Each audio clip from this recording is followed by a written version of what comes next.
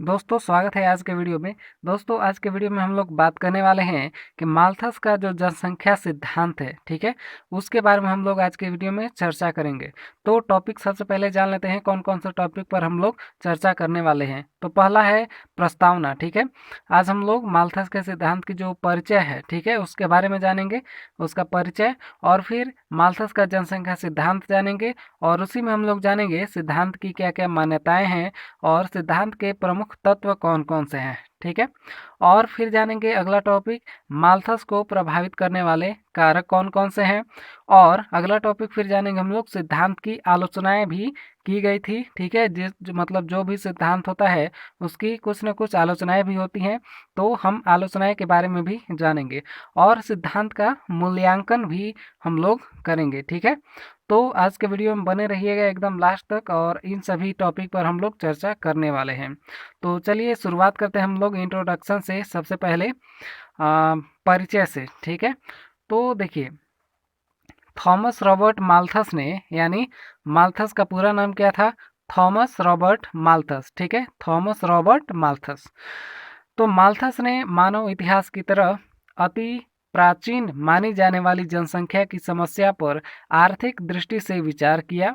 इसलिए उन्हें जनसंख्या संबंधी महान विचारकों के इतिहास में सर्वोच्च स्थान प्राप्त है, ठीक है। यानी जो माल्थस हैं, उन्होंने प्राचीन माने जाने वाली जनसंख्या की समस्या पर, मतलब जनसंख्या की समस्या जो थी वो बहुत ही मतलब पहले से ही थी, ठीक है। तो उसी पर उन्होंने आर्थिक दृष्टि से विचार किया, इसीलिए उन्हें जनसंख्या संबंधी महान विचारकों के इतिहास में सर्वोच्च स्थान प्राप्त है, ठीक है। अब हम लोग आगे बात करते हैं, इसको मैं थोड़ा सा जूम आउट कर लेता हूँ। हाँ, तो माल्थस के पूर्व जनसंख्या की समस्या के विषय में विभिन्न विद्वानों ने अपने अपने विचार व्यक्त किए थे, परंतु यह विचार संगठित न होकर बिखरे रूप में थे।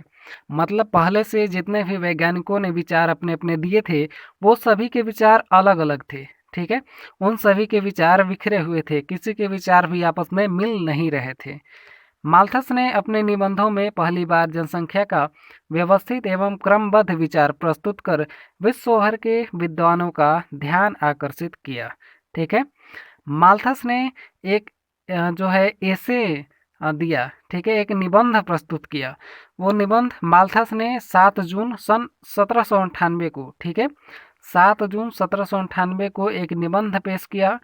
जो निबंध का जो टाइटल था, जो शीर्षक था, वो इस तरह था, देखिए, an essay on the principle of population as it affects the future improvement of society with remarks on the speculation of mister Godwin, और जो है एम कॉर्डोरसेट, ठीक है, एम कॉर्डोरसेट, और जो है अदर राइटर्स, ठीक है, इन सभी ने मिल करके यह ऐसे प्रस्तुत किया था, ठीक है। इसको आप लोग जो है याद करना कोई ज़रूरी नहीं है, आप डायरेक्टली इतना याद कर सकते हैं कि माल्थस ने 7 जून सन 1798 को ऐसे प्रस्तुत किया था, ठीक है। अब इस निबंध में, ठीक है, इस निबंध में माल्थस द्वारा दिए गए जनसंख्या संबंधी विचारों ने विश्व भर के विद्वानों का ध्यान आकर्षित किया, ठीक है। इसके बाद हम लोग और आगे जानते हैं, यह जो माल्थस ने जो निबंध प्रस्तुत किया, वो सभी मतलब विद्वानों को बहुत ही इंटरेस्टिंग लगा। उस निबंध में क्या था, चलिए इसको भी हम लोग जानते हैं। इस निबंध के माध्यम से, ठीक है, इस निबंध के माध्यम से सर्वप्रथम जनसंख्या का सुव्यवस्थित एवं क्रमबद्ध अध्ययन सैद्धांतिक रूप में सामने आया, ठीक है। जनसंख्या का एकदम सुव्यवस्थित रूप से अध्ययन इसमें सामने आया, ठीक है, सैद्धांतिक रूप में सामने आया। इस निबंध में माल्थस ने अपना नाम नहीं दिया था, ठीक है। मतलब अभी जैसे आपने देखा प्रिंसिपल जो टाइटल था, शीर्षक था, उसमें उसमें माल्थस का नाम नहीं था, ठीक है। इस निबंध में माल्थस ने अपना नाम नहीं दिया था। सन 1803 में इस निबंध का द्वितीय संस्करण प्रकाशित हुआ, जिसमें लेखक का नाम क्या दिया गया? थॉमस रॉबर्ट माल्थस दिया हुआ था, ठीक है। इस निबंध का शीर्षक कुछ इस तरह था। जब द्वितीय संस्करण इसका प्रकाशित हुआ तो उसमें आप लोग देख सकते हैं उसका शीर्षक क्या था, उसका हेडिंग क्या था, उसका जो है टाइटल क्या था वो देखिए। जैसे टाइटल क्या था, an essay on the principle of population और a view of its past and present effects on human happiness with an inquiry into prospects respecting the future removal or mitigation, ठीक है, mitigation of the evils which it occasions, ठीक है, which it occasions था, जो पहले निबंध से कुछ अलग था। मतलब पहले वाला निबंध का हेडिंग कुछ अलग था, दूसरे वाला निबंध का हेडिंग कुछ अलग था, ठीक है। तो माल्थस ने अपने जीवन काल में अपने निबंध के 6 संस्करण प्रकाशित कराए, ठीक है। यह द्वितीय संस्करण का हेडिंग था। ऐसे ही 6 संस्करण प्रकाशित हुए, ठीक है। और आगे हम लोग जानते हैं कि माल्थस के निबंध में दिए गए जनसंख्या संबंधी विचारों को ही माल्थस का जनसंख्या सिद्धांत कहा गया। मतलब माल्थस ने जो निबंध प्रस्तुत किया था उसी में जनसंख्या के बारे में जो विचार दिया गया था उसी को माल्थस का सिद्धांत कहा गया, ठीक है। माल्थस का जनसंख्या सिद्धांत कहा गया। इस सिद्धांत को माल्थुसियन लॉ, ठीक है, माल्थुसियन लॉ, जो कि जैव स्थैतिक दबाव, जनसंख्या का निराशावादी सिद्धांत आदि नामों से भी जाना जाता है। यानी इस सिद्धांत को अन्य नामों से भी जाना जाता है, जिसे माल्थुसियन लॉ कहा जाता है, या जैव स्थैतिक दबाव, ठीक है, बायोस्टैटिक प्रेशर, या जनसंख्या का निराशावादी सिद्धांत, पेसिमिस्टिक थ्योरी, ठीक है, इन सभी के नाम से भी जाना जाता है। तो अगर ये नाम कहीं पर आ जाए तो समझ लीजिएगा कि माल्थस का जनसंख्या सिद्धांत ही है। अब चलिए हम लोग उस सिद्धांत को जानते हैं, ठीक है। जो है माल्थुसियन, ठीक है, माल्थुसियन थ्योरी ऑफ पॉपुलेशन, ठीक है, माल्थस का जनसंख्या सिद्धांत। तो सबसे पहले हम लोग जानते हैं कि क्या मतलब माल्थस ने बतलाया है। माल्थस ने अपने जनसंख्या सिद्धांत में जनसंख्या में वृद्धि तथा खाद्यान्न आपूर्ति में वृद्धि के मध्य के संबंध की व्यवस्था जो है व्याख्या की है। उनके जनसंख्या के सिद्धांत को इस प्रकार व्यक्त किया जाता है। देखिए माल्थस ने अपने सिद्धांत में क्या बताया कि उत्पादन कलाओं की एक तीव्र दी हुई स्थिति के अंतर्गत, ठीक है, उत्पादन कलाओं की एक तीव्र दी हुई स्थिति के अंतर्गत जनसंख्या जीवन निर्वाह के साधनों से अधिक तीव्र गति से बढ़ने की प्रवृत्ति दिखलाती है, ठीक है। इन्होंने क्या बताया कि उत्पादन कलाओं की एक तीव्र दी हुई स्थिति, ठीक है, उत्पादन कलाओं की एक तीव्र दी हुई स्थिति के अंतर्गत जनसंख्या जीवन निर्वाह के साधनों से अधिक तीव्र गति से बढ़ने की प्रवृत्ति दिखलाती है। मतलब जो हमारे जो संसाधन जो बन रहे हैं, ठीक है, जो जीवन निर्वाह के लिए जो संसाधन बन रहे हैं उससे उस बनने से तीव्र अगर जनसंख्या बढ़ने लगे, ठीक है, मतलब संसाधनों के बढ़ने की गति से ज़्यादा गति हो जाए जनसंख्या वृद्धि की, तो हमें समझ लेना चाहिए कि जनसंख्या बढ़ रही है, ठीक है। यही उनका सिद्धांत है। अगला पॉइंट क्या है, अपने सिद्धांत में माल्थस ने बताया कि देश में जनसंख्या जीवन निर्वाह, ठीक है, यानी खाद्य सामग्री के संसाधनों से निर्धारित होती है तथा यह जीवन निर्वाह के साधनों से तीव्र गति से बढ़ने की प्रवृत्ति रखती है, ठीक है। जनसंख्या जो है वो जीवन निर्वाह यानी खाद्य सामग्री के साधनों से निर्धारित होती है। तो अगर खाद्य सामग्री जो है बढ़ नहीं रही है और जनसंख्या बढ़ रही है तो ये संभावना है, ठीक है। अब अगला पॉइंट क्या कह रहा है, जनसंख्या ज्यामितीय दर। देखिए जनसंख्या किस दर से बढ़ रही है, ज्यामितीय दर से। जैसे 1 का 2, 2 का 4, 4 का 8, 8 का 16, 16 का 32, ऐसे करके 64, 128, फिर 256, ऐसे डॉट डॉट डॉट से बढ़ती है। यदि इस पर कोई रोक नहीं लगाई जाती है तो यह 25 वर्षों में दोगुनी हो जाती है।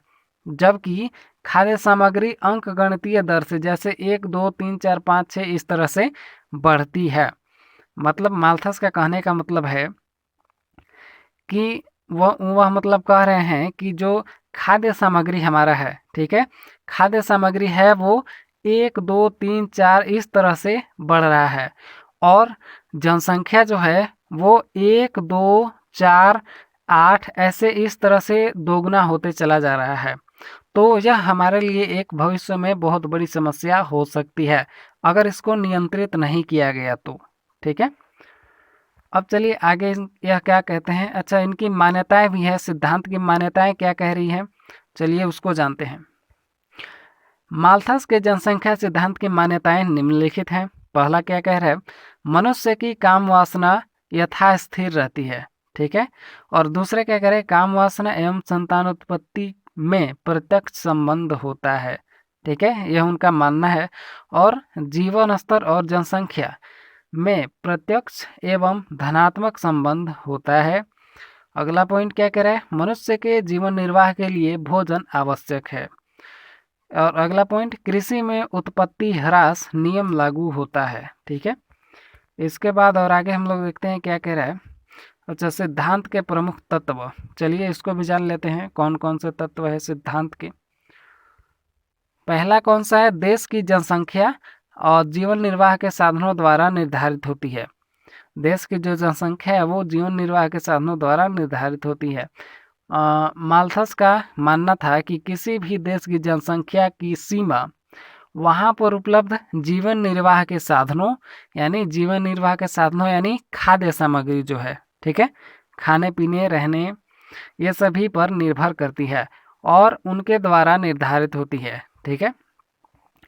जनसंख्या जीवन निर्वाह के साधनों की अपेक्षा तेजी से बढ़ती है। माल्थस का यह भी मानना था, यह भी मत था उनका कि देश की जनसंख्या जीवन निर्वाह के साधनों से अधिक तेजी से बढ़ रही है, ठीक है।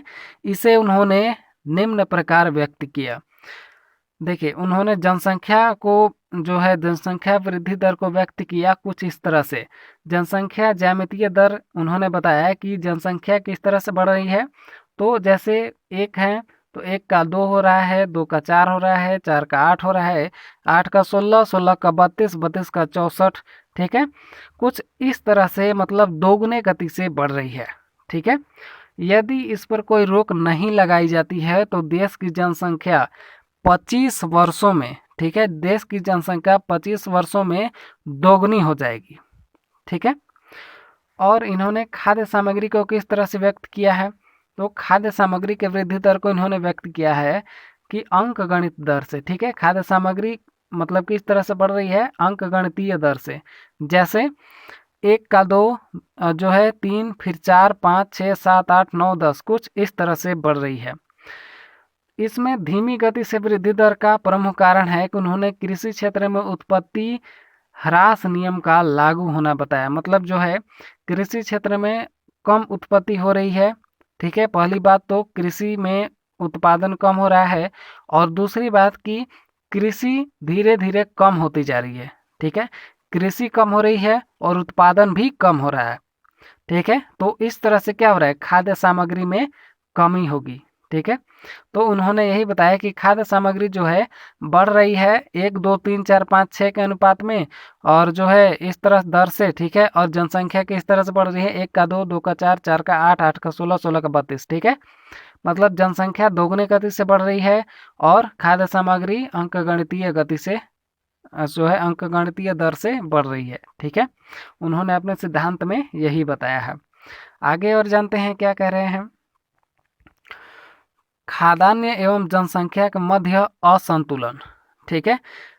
जो है जनसंख्या के ज्यामितिक दर तथा खाद्य सामग्री में अंकगणितीय दर से वृद्धि होने से दोनों के बीच, ठीक है, खाद्य सामग्री और जनसंख्या के बीच असंतुलन उत्पन्न हो जाएगा, ठीक है।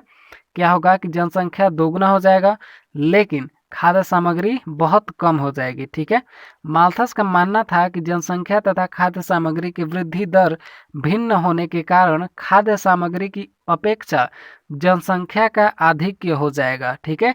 यानी खाद्य सामग्री की अपेक्षा जनसंख्या बहुत ही ज़्यादा हो जाएगा, जिससे विभिन्न समस्याएं अस्तित्व में आएंगी, ठीक है।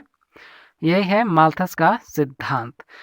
और भी इसके संदर्भ में माल्थस ने कहा था कि प्रकृति की मेज सीमित अतिथियों के लिए ही लगी है, जो बिना बुलाए मेहमान होंगे उनको अवश्य भूखा मरना होगा। ठीक है, यानी इन्होंने यही कहा है। ठीक है, इनका मतलब कहना था कि प्रकृति की मेज सीमित अतिथियों के लिए ही लगी है, जो बिना बुलाए मेहमान होंगे उनको अवश्य भूखा मरना होगा। ठीक है, ये उन्होंने कहा था। अच्छा, उन्होंने कुछ सुझाव भी दिए थे जनसंख्या नियंत्रण हेतु। उन्होंने कहा था कि माल्थस ने जनसंख्या नियंत्रण हेतु 2 प्रकार के अवरोधों का उल्लेख किया है। पहला उन्होंने बताया है कि कृत्रिम अथवा प्रतिबंधक अवरोध। ठीक है, प्रिवेंटिव चेक्स। देखिए, इसमें माल्थस ने जनसंख्या नियंत्रण के नैतिक उपायों यथा ब्रह्मचर्य अथवा अविवाहित रहना, देर से विवाह करना तथा युवक युवतियों द्वारा संयमित वैवाहिक जीवन व्यतीत करना को शामिल किया है। मतलब इन्होंने जो है जनसंख्या नियंत्रण हेतु सुझाव दिया, उस सुझाव में 2 सुझाव दिए हैं। ठीक है, पहला सुझाव क्या है? कृत्रिम अथवा प्रतिबंधक अवरोध। इसमें उन्होंने बताया कि व्यक्ति अगर अविवाहित रहे या देर से विवाह करे या युवक युवतियों द्वारा जो है संयमित वैवाहिक जीवन व्यतीत हो तो जनसंख्या मतलब जो है जनसंख्या में थोड़ी बहुत कमी आ सकती है। ठीक है, दूसरा उन्होंने बताया प्राकृतिक अथवा नैसर्गिक अवरोध, जिसको पॉजिटिव चेक्स। ठीक है, यह अवरोध जनसंख्या पर लगाई जाने वाली ऐसी रुकावटें हैं जो प्राकृतिक लगाती है। ठीक है, ऐसी रुकावटें हैं जो प्रकृति लगाती है। इनमें विभिन्न संक्रामक महामारियां, युद्ध, अकाल, भूकंप, बाढ़, भूखमरी, कुपोषण, कठोर परिश्रम आदि शामिल हैं। मतलब इन्होंने 2 जो है सुझाव दिए। पहला तो कि कृत्रिम अथवा प्रतिबंधक अवरोध, दूसरा उन्होंने बताया कि प्राकृतिक अथवा नैसर्गिक अवरोध। मतलब प्राकृतिक कोई आपदा आ जाए या कोई युद्ध हो जाए या जो कोई अकाल पड़ जाए या भूकंप आ जाए, भुखमरी आ जाए। ठीक है, तो इन सभी से भी जो है जनसंख्या नियंत्रित हो सकती है। ठीक है, इन्होंने ये 2 उपाय बताए। अब चलिए आगे जानते हैं और क्या बताया। उन्होंने उपदेश भी दिए कुछ। वह उपदेश क्या था कि देश की जनसंख्या एवं जीवन निर्वाह के साधनों की पूर्ति में, ठीक है, संतुलन आवश्यक है। देश की जनसंख्या एवं जीवन निर्वाह के साधनों की पूर्ति में संतुलन आवश्यक है। जीवन निर्वाह के साधनों के अनुरूप जनसंख्या को नियंत्रित करने के संबंध में माल्थस का मत था कि जनसंख्या नियंत्रण हेतु प्रकृति द्वारा लगाए गए प्रतिबंध के परिणाम अत्यंत भीमस्त और भयानक होते हैं। ठीक है, मतलब इन्होंने बताया था कि इनका मत था कि जनसंख्या नियंत्रण हेतु प्रकृति द्वारा लगाए गए प्रतिबंध के परिणाम अत्यंत भीमत्स और भयानक होते हैं। अतः जनसंख्या वृद्धि के संबंध में मनुष्य को स्वयं पर्याप्त सजगता से कार्य करना चाहिए, जिससे जनसंख्या को कम करने के लिए प्रकृति को हस्तक्षेप न करना पड़े। मतलब इनका जो उपदेश था कि अगर मनुष्यों ने अपने जनसंख्या पर स्वयं नियंत्रित नहीं किया तो फिर प्रकृति को नियंत्रित करना पड़ेगा। ठीक है, और प्रकृति जब नियंत्रित करती है तो बहुत ही भीमत्स और भयानक परिणाम इसके होते हैं। जैसे भूकंप आ जाएगा तो बहुत बड़ा भयानक नुकसान भी होगा। ठीक है, या बाढ़ आ जाए या सुनामी वगैरह आ जाए या अकाल पड़ जाए। ठीक है, यह बहुत ही भयानक परिणाम होते हैं। ठीक है, तो इसलिए मनुष्यों को स्वयं अपने ही सजगता से कार्य करना चाहिए। ठीक है, जिससे जनसंख्या नियंत्रित हो सके और प्रकृति को इसमें हस्तक्षेप न करना पड़े। ठीक है, तो माल्थस का विचार है कि यदि मनुष्य ने प्रतिबंधक रोग द्वारा जन्म दर को कम करके संतुलन प्राप्त नहीं किया, तब प्रकृति अपने नैसर्गिक रोग द्वारा मृत्यु दर को बढ़ाकर संतुलन स्थापित करेगी। नैसर्गिक रोग न केवल कष्टदायक होते हैं बल्कि वे प्रतिक्रिया स्वरूप जनसंख्या की नवीन वृद्धि को प्रोत्साहित करते हैं। ठीक है, और चलिए आगे हम लोग जान लेते हैं। यहाँ पर देख सकते हैं ग्राफ दिए हुए हैं, इससे आप समझ सकते हैं। जो है माल्थस का जनसंख्या सिद्धांत है, उन्होंने बताया कि जनसंख्या की वृद्धि द्विमितीय दर से बढ़ रही है। 1, 2, 4, 8 ऐसे 16, 32, 64 ऐसे दोगुनी होती जा रही है। और खाद्यान्न वृद्धि जो है 1, 2, 3, 4, 5, 6 ऐसे अंक गणितीय रूप से बढ़ रही है। ठीक है, इसके परिणाम क्या होंगे? तो जनसंख्या तथा खाद्यान्नों की मांग जो है तथा पूर्ति में असंतुलन हो जाएगा। मतलब जनसंख्या बहुत ही ज़्यादा हो जाएगा, 25 सालों बाद दोगुना हो जाएगा। और क्या होगा कि खाद्यान्न की मांग बहुत ज़्यादा बढ़ जाएगी, लेकिन खाद्यान्न की पूर्ति नहीं हो पाएगी। ठीक है, जिससे असंतुलन होगा। असंतुलन को दूर करने का उपाय क्या है? देखिए, असंतुलन को दूर करने का उपाय क्या बताया इन्होंने कि कृत्रिम अथवा प्रतिबंधक रोक, ठीक है, और प्राकृतिक अथवा नैसर्गिक अवरोध। ठीक है, ये दो जो है इन्होंने उपाय बताए हैं। ठीक है, अब चलिए आगे हम लोग और जानते हैं। अच्छा, इसमें भी जान लेते हैं कि कृत्रिम अथवा प्रतिबंधक रोग में क्या क्या आ जाएंगे? ब्रह्मचर्य पालन, देर से विवाह, संयमित जीवन व्यतीत करना। ठीक है, और फिर है कि प्राकृतिक अथवा नैसर्गिक अवरोध में क्या आ जाएंगे? अकाल, बाढ़, भूकंप, महामारियाँ, भुखमरी, कठोर परिश्रम, युद्ध आदि। ठीक है, ये सभी आ जाएगा। और भी चलिए हम लोग जानते हैं माल्थस को प्रभावित करने वाले कारक कौन कौन से हैं। तो देखिए, माल्थस को प्रभावित करने वाले कारक हैं, पहला तो जनसंख्या की वृद्धि। ठीक है, 18वीं शताब्दी के अंत में इंग्लैंड में गंभीर आर्थिक संकट के कारण जनसंख्या का भरण पोषण कठिन हो गया था। इस स्थिति में माल्थस को समस्या के कारणों एवं समाधान पर चिंतन करने को विवश किया। ठीक है, ये जो 18वीं शताब्दी में इंग्लैंड में हुई थी आर्थिक संकट, उससे इनको जो है चिंतन करने पर, मतलब ये है माल्थस ने क्या किया कि चिंतन होने पर, मतलब चिंतन करने पर विवश होना पड़ा उनको। ठीक है, इंग्लैंड में आर्थिक संकट को देख करके। दूसरा क्या है? औद्योगिक क्रांति। माल्थस के समय में इंग्लैंड में औद्योगिक क्रांति हुई, जिसके विभिन्न प्रभाव हुए। ठीक है, इंग्लैंड में बहुत ही औद्योगिक क्रांति हुई थी, जिसके विभिन्न प्रभाव हुए। ठीक है, और वणिकवादी एवं प्रकृतिवादी विचारकों के विचार। वणिकवादी एवं प्रकृतिवादियों ने देश की समृद्धि एवं शक्ति को बढ़ाने के लिए अधिक एवं बढ़ती हुई जनसंख्या को देश हित में उचित माना है। ठीक है, समकालीन विचारकों का प्रभाव क्या था?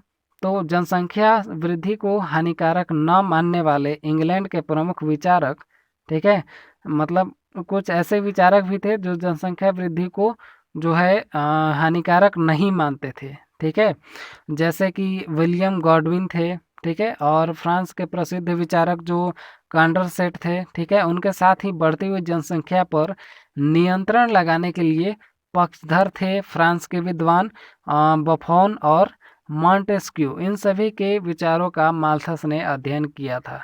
ठीक है, सरकार एवं पूंजीपतियों का मत क्या था? तो माल्थस ने जनसंख्या की वृद्धि के पक्षधर सरकार और पूंजीपतियों दोनों के मत को ध्यान में रखा है। और भी हम लोग जानते हैं कि इसकी सिद्धांत की आलोचनाएं क्या क्या हुई थी। भाई, जो सिद्धांत तो होता है, मतलब दिया जाता है, तो उसकी आलोचनाएं भी होती हैं। चलिए जानते हैं उसकी आलोचनाएं भी क्या क्या हैं। तो सबसे पहले क्या करें, माल्थस के सिद्धांत की आलोचना मुख्य रूप से निम्नलिखित आधारों पर की जाती है। अब आधार निम्नलिखित दिया हुआ है भाई, कौन कौन सा है, चलिए जानते हैं। पहला है जीवन स्तर और जनसंख्या में सीधा धनात्मक संबंध नहीं है। ठीक है, यानी इनकी आलोचना में कहा गया कि जीवन स्तर और जनसंख्या में सीधा धनात्मक संबंध नहीं है। क्यों? क्योंकि जीवन स्तर जो है वो दोगुने गति से बढ़ रहा है, जो जनसंख्या है वो दोगुने गति से बढ़ रहा है, और जीवन स्तर जो है वो धीरे धीरे बढ़ रहा है। ठीक है, खाद्य सामग्री एवं जनसंख्या वृद्धि का अनुपात सही नहीं है। ये भी मतलब कुछ आलोचनाएं दी गई, और आलोचना दी गई कि जनसंख्या का संबंध केवल खाद्य सामग्री मतलब खाद्य सामग्री के उत्पादन से नहीं है। फिर अगली आलोचना है कि मनुष्य में काम वासना स्थिर नहीं रहती है। ये बात तो जो है एक्चुअली सही भी है, लेकिन चलिए आगे जानते हैं। काम वासना और संतानोत्पत्ति में प्रत्यक्ष संबंध नहीं है।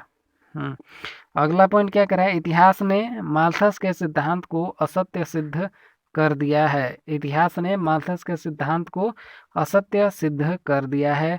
और भी पॉइंट है, जनसंख्या की प्रत्येक वृद्धि सदैव हानिकारक नहीं होती है, कभी कभी जो है सकारात्मक भी होती है। ऐसा मतलब आलोचना में कहा गया। प्राकृतिक विपत्तियों का होना अति जनसंख्या का सूचक नहीं है। ठीक है, कुछ आलोचनाएं में बताया गया कि मतलब जो प्राकृतिक आपदा आते हैं वो जनसंख्या बढ़ जाने का सूचक नहीं है, कि जनसंख्या बढ़ जाएगा तभी प्राकृतिक विपत्तियां आएंगी। ठीक है, माल्थस का सिद्धांत अस्थायी और राष्ट्रीय है। अगला पॉइंट है कि माल्थस के सुझाव पूर्णतः व्यवहारिक नहीं है, इनके आलोचना में कहा गया। और माल्थस ने केवल जनसंख्या के परिणाम पर विचार किया है। ठीक है, मतलब जनसंख्या के परिणाम पर विचार किया है, ये भी आलोचना में कहा गया। और चलिए आगे हम लोग जानते हैं कि सिद्धांत का मूल्यांकन क्या क्या है, इवेल्युएशन जानते हैं। चलिए थोड़ा बहुत, माल्थस का जो जनसंख्या सिद्धांत है, ठीक है, उनके विभिन्न आधारों पर आलोचना की जाती है, परंतु इसके बावजूद भी जनसंख्या की समस्या को सर्वप्रथम वैज्ञानिक रीति से सबके समक्ष लाने, समझाने और उपलब्ध तथ्यों की व्याख्या करने का श्रेय माल्थस को ही जाता है। मतलब इनके सिद्धांत की आलोचनाएं भी बहुत होती हैं, लेकिन इन्होंने पहली बार मतलब जनसंख्या की समस्या और जो है वैज्ञानिक रीति से समझाने के लिए, ठीक है, जनसंख्या की समस्या को सबसे पहले वैज्ञानिक रीति से सबके सामने लाने के लिए, सबको समझाने के लिए और उपलब्ध तथ्यों की व्याख्या करने के लिए इसका श्रेय माल्थस को ही दिया जाता है। ठीक है, वास्तव में माल्थस के अति जनसंख्या के विचार के भय से ही यूरोप के देश सजग हो पाए हैं। इस विचार ने इन देशों को जनसंख्या नियंत्रण के उपाय अपनाने हेतु प्रेरित किया, जिससे यह अपने को अति जनसंख्या की समस्या से बचा सके। मतलब इनके जो सिद्धांत है वो कहीं कहीं पर फायदेमंद भी है, भले ही वैज्ञानिक इसकी आलोचना कर रहे हैं, लेकिन बहुत सारे देशों में इनके ही सिद्धांत को जो है पालन किया जा रहा है और जनसंख्या को नियंत्रित किया जा रहा है। वर्तमान में भी विश्व के अनेक विकसित और अविकसित देश विभिन्न उपायों से अपनी जन्म दर को नियंत्रित करने हेतु प्रयत्नशील हैं, जो आज भी माल्थस के विचारों की सार्थकता को व्यक्त करता है। ठीक है, अभी जैसे मैंने बताया, आगे और भी है कि माल्थस के विचारों को अनेक प्राचीन एवं आधुनिक अर्थशास्त्रियों का समर्थन प्राप्त है। ठीक है, ये इतना पॉइंट आप लोग जो है समझ लीजिएगा और याद कर लीजिएगा। ठीक है, तो यहाँ तक तो आपको अच्छे से समझ में आ गया होगा। अगर कोई कन्फ्यूज़न है तो कमेंट कर सकते हैं। ठीक है, एकदम जो भी कोई प्रॉब्लम हो कमेंट कर सकते हैं। तो चलिए मिलते हैं अब अगले वीडियो में। उम्मीद है आपको ये सभी अच्छे से समझ में आया होगा। ठीक है, अगर कोई कन्फ्यूज़न है कमेंट कीजिएगा। तो मिलते हैं अब अगले वीडियो में। वीडियो अगर अच्छा लगा हो तो लाइक कीजिएगा और चैनल को सब्सक्राइब अभी तक नहीं किए हैं तो सब्सक्राइब कर लीजिएगा। ठीक है, चलिए मिलते हैं अगले